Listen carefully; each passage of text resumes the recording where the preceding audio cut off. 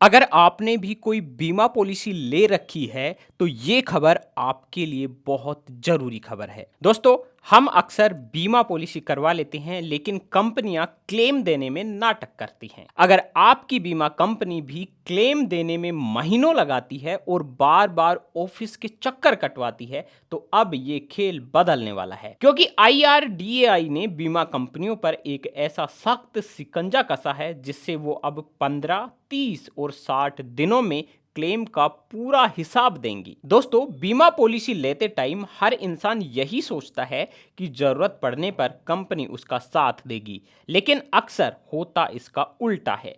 कई लोगों को क्लेम के लिए महीनों तक इंतजार करना पड़ता है।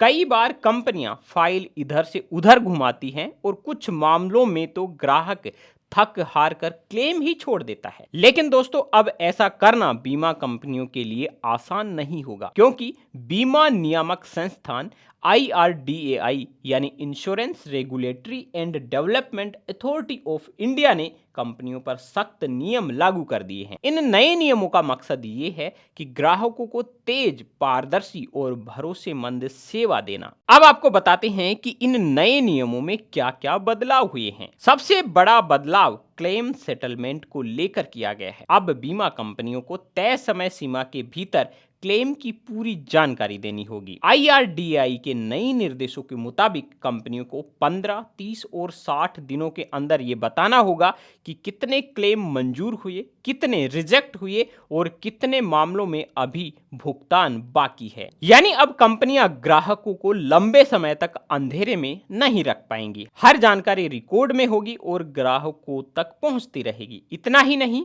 अगर कोई ग्राहक अपनी पॉलिसी में पता बदलवाना चाहता है, मोबाइल नंबर अपडेट करवाना चाहता है या फिर नॉमिनी बदलना चाहता है तो कंपनी को ये काम सिर्फ 7 दिन के भीतर पूरा करना होगा। अगर तय समय में ये काम नहीं हुआ तो इसको शिकायत माना जाएगा। इससे जुड़ा हुआ एक और बड़ा फैसला आया है। IRDAI ने पहली बार बीमा कंपनियों के CEO और MD की जिम्मेदारी सीधे ग्राहकों की सेवा से जोड़ दी है। यानी अगर कंपनी क्लेम में देरी करती है, जरूरी जानकारी वेबसाइट पर अपलोड नहीं करती है या ग्राहकों को परेशान करती है तो उसका असर सीधे कंपनी के बड़े अधिकारियों के बोनस और अतिरिक्त वेतन पर पड़ने वाला है। दोस्तों, अब तक जिन अधिकारियों को सिर्फ मुनाफे की चिंता होती थी, कमीशन की चिंता होती थी, उन्हें अब ग्राहक संतुष्टि का भी हिसाब देना होगा। IRDA ने कंपनियों की निगरानी के लिए 6 बड़े मापदंड तय किए हैं। इनमें क्या क्या शामिल है वो भी आपको बता देते हैं। कंपनी की आर्थिक स्थिति क्या है,